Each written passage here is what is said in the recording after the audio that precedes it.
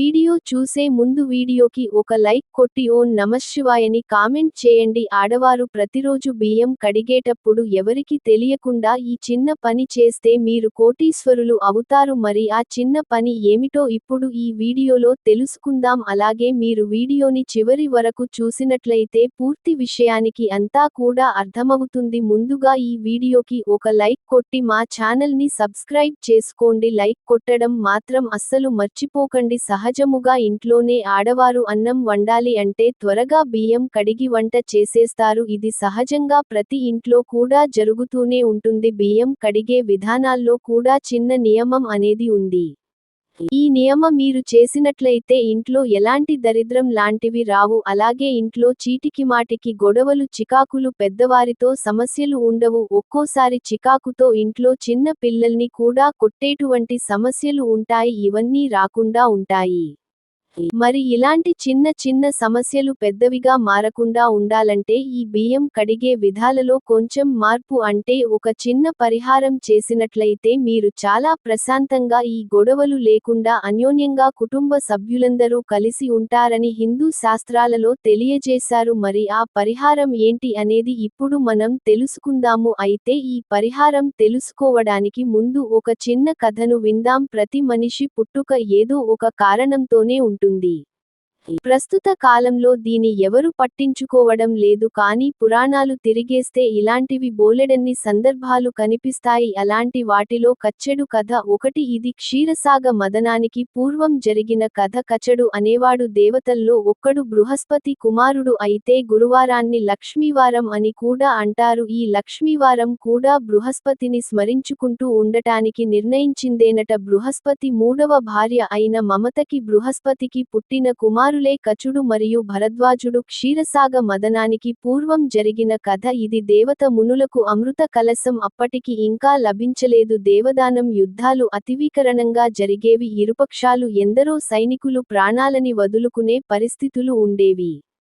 ఇదిలా ఉంటే రాక్షసులకు గురైన శుక్రాచార్యుడు తీవ్రత చేసి అమృత సంజీవని విద్యను సంపాదించాడు. ఇంకేముంది, యుద్ధంలో చనిపోయిన రాక్షసులుని సంజీవని విధి ద్వారా మరల బ్రతికించేవాడు శుక్రాచార్యుడు. వారు మరల బ్రతికి దేవతలపై మళ్లీ యుద్ధాన్ని ప్రారంభించే వారు. దేవతలు ఎంత బలవంతులైనప్పటికీ ఇలాంటి యుద్ధం జరిగేసరికి వారి శక్తి బలం అనేవి క్షణింప సాగేవి. మంచికి అపజయం జరగటం చూడలేని దేవతల గురువు బృహస్పతి వారు తమ కుమారుడైన కచుడిని పిలిచే శుక్రుడి దగ్గర సంజీవని విధిని అభ్యసించి రమ్మని ఆదేశిస్తారు. యుద్ధం తెలియని కచుడికి ఇలాంటి పని చేపట్టమని, అసాధ్య కార్యమును సాధించి రమ్మని ఆదేశిస్తాడు. తండ్రి అయిన బృహస్పతి పితృ ఆజ్ఞ పాలకోడైన కచుడు బయలుదేరి వెళ్లి శుక్రాచార్యుడు ముందు నిల్చుని సాష్టాంగ నమస్కారం చేసి, స్వామి, నేను అంగీరస గోత్ర జాతకుడును, దేవతల గురువైన బృహస్పతి కుమారుడు కచుడిను. నేను ఒక విద్యార్థిని మీ వద్దకు వచ్చానని ప్రార్థించాడు. కచుడి వినయానికి శుక్రాచార్యుడు సంతోషించి, శుక్రుడు, నాయన, నీ వినయ విధేయతలే విద్యార్థులకు ప్రథమ సోపానాలు. నీవంటి శిష్యుడిగా స్వీకరించడం నాకు ఆనందదాయకమని తనను ఆశీర్వదించి తన శిష్యులలో చేర్చుకున్నాడు. కానీ రోజు సూర్యోదయానికి ముందే నిద్ర లేచి కానుకృత్యాలు తీర్చుకొని స్నానాది కార్యక్రమాలు ముగించుకుని విద్యావందన కార్యక్రమాలు యథావిధిగా చేసేవాడు. తీవ్రమైన బ్రహ్మచర్య నిష్టని అవలంబిస్తూ ఎంతో ప్రీతితో గురుసేవ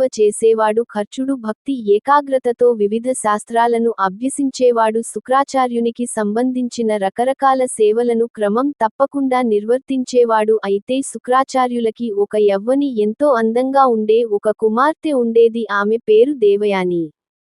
ఆమె సౌందర్యం అద్వితీయం, ఎంతో అందంగా ఉండేది. అదేవిధంగా దేవయాని కచుడిపై మనసు పడింది. కానీ కచుడు కఠోర బ్రహ్మచర్య వ్రతం చేస్తున్నాడు.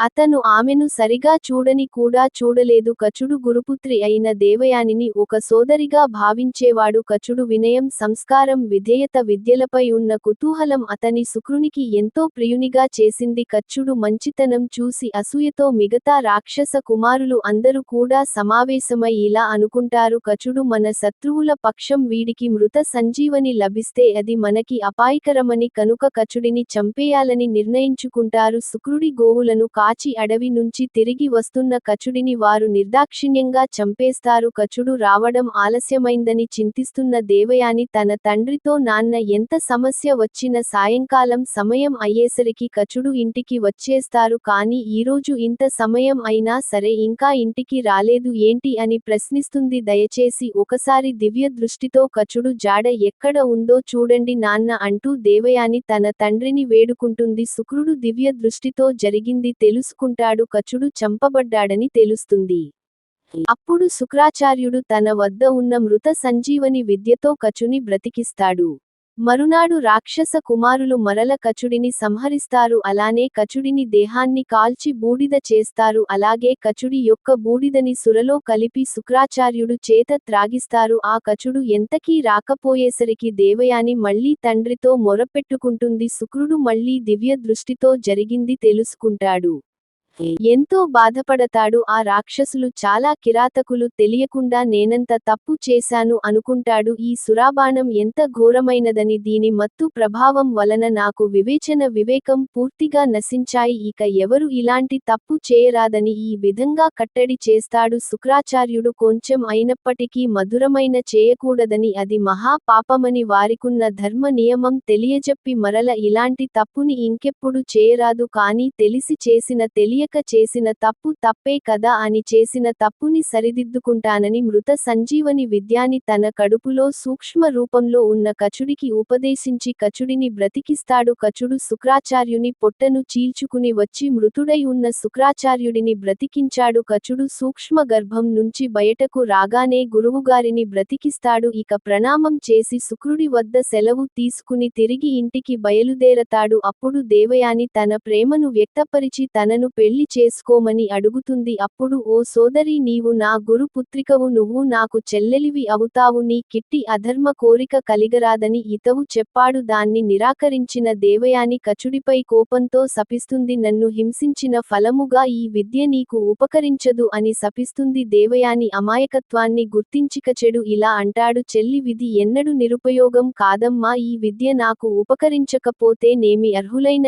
ఇతరులకు నేర్పి వారికి ఉపయోగపడతాను. సమాజ శ్రేయస్కే నా విద్య ఉపకరించుటకు కావాలని చెప్పి ఇక ఆనందంగా అక్కడ నుంచి తిరిగి వెళ్ళిపోతాడు. మహాభారతంలో వివరంగా ఉన్న ఈ కథ బాగా పరిశీలిస్తే వీరి విద్య ఎంత, దాని నేర్పించిన గురువు ఎంత గొప్పవాడైనా సరే మంచి పనులకు ఉపయోగించకుండా చెడు పనులకు ఉపయోగిస్తే ఇలా తమ వినాశనానికి దారి తీస్తాయని అర్థం చేసుకోవచ్చు. ఈ వ్యవస్థను కాపాడటానికి తప్పు చేయడం కూడా సరైనదే అనే విషయానికి కూడా దీని ద్వారా అర్థం అవుతుంది. ఇక అసలు విషయానికి వస్తే స్త్రీలు రోజు అన్నం వండుతారు. అన్నం వండే ముందు బియ్యం కడుగుతారు. అలా బియ్యం కడిగే ముందు వండటానికి సిద్ధం చేసుకున్న బియ్యంలో ఒక గుప్పెడు బియ్యాన్ని తీసి మనసులో మీ సంకల్పం చెప్పుకోండి. భగవంతునికి అర్పించినట్లుగా మీ సమస్యలు తీరాలని కోరుకోండి.